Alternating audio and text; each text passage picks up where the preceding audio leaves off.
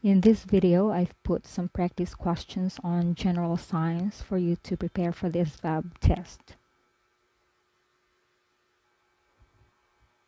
When a blood vessel is injured, which of the following is responsible for clotting? White blood cells, dead bacteria, actin filaments, or platelets? The answer here is platelets. So what are platelets?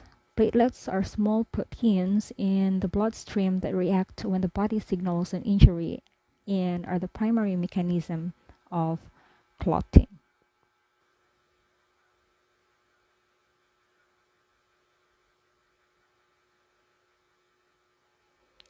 What is the process by which hydrogen is converted into helium in the sun's core, producing energy?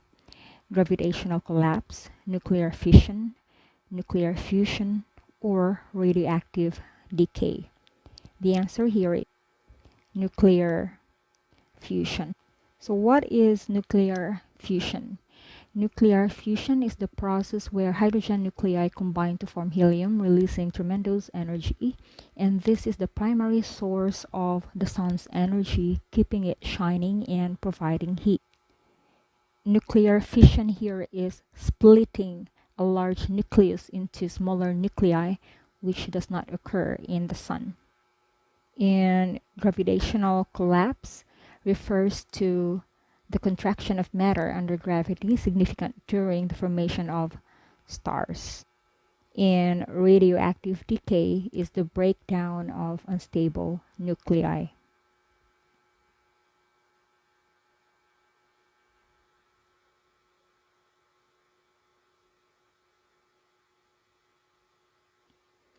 When a human cell divides in mitosis, the two daughter cells will each have 13 chromosomes, 35 chromosomes, 23 chromosomes, or 46 chromosomes.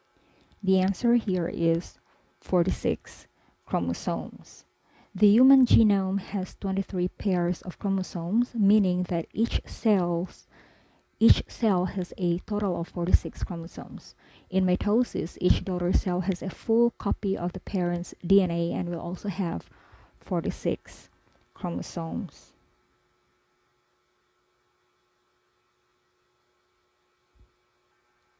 Which type of rock would likely be found at the bottom of a riverbed? Sedimentary, metamorphic, basalt, or igneous? The type of rock that would likely be found at the bottom of a riverbed is called sedimentary.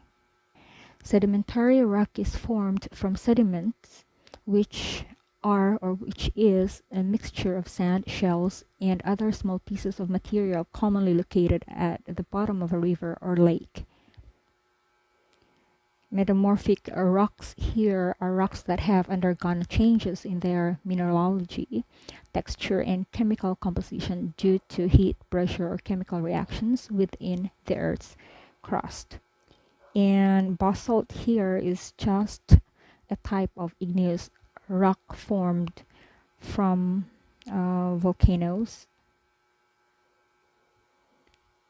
The igneous rocks are formed from the cooling and solidification of magma or lava, making them one of the three main rock types: sedimentary, metamorphic, and igneous rocks.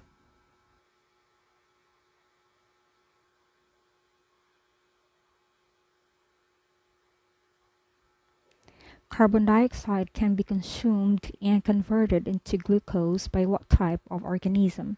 Plants, insects, fish, or animals? The answer here is plants.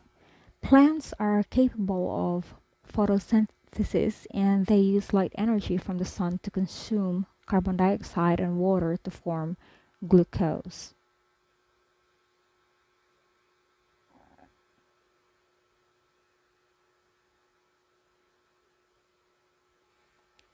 Which of the following is a characteristic of the tundra ecological biome? Landscape dominated by shrubs and short trees, grassy plains, high rainfall, or moderate to high temperatures. So what is a tundra ecological biome or tundra environment? The tundra environment is characterized by very low year-round temperatures, low to moderate rainfall, and shrubs and short trees. Countries that are predominantly tundra include Canada and Russia. So the answer here is this one. Landscape dominated by shrubs and short trees.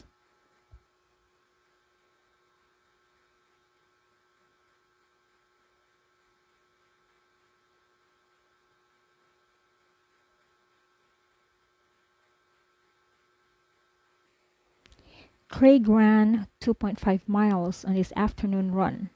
How many feet did he run? So to solve this, we're given here a value which is in miles, then we convert that into feet. Now to convert miles to feet, we need to know that 1 mile is just equal to 5,280 feet. And now to find out how many feet Craig ran, we can multiply the number of miles by the conversion factor, which is feet per mile.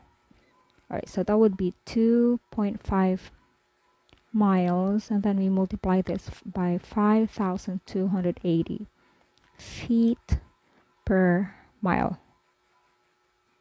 And then mile here cancels out. Then we're left with the unit feet. So we just multiply 2.5 and 5,280, and that would give us 13,200 feet. So the answer here is this one. Therefore, Craig ran 13,200 feet on his afternoon run.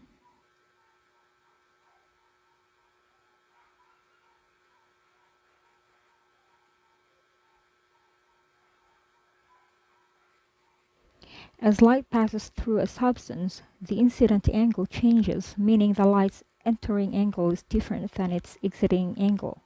This is an example of reflection, refraction, diffraction, or diffusion. The answer here is refraction. So refraction is defined as the change in direction of light or a wave as it passes through a material, while reflection here, okay, I shouldn't encircle that. Reflection here is the change in direction of a wave, like light or sound, when it encounters a boundary or surface, causing it to bounce back into the original medium. Say, for example, this is the medium, and the light bounces back to its original medium. While refraction here, the light or wave passes through a material. And diffraction here is wave interference by a medium which causes scattering of the light. Say, for example, this is the medium, and the light passes here and it scatters. So this is diffraction. And diffusion here is the process where molecules or particles move from an area of higher concentration to an area of lower concentration due to random molecular motion.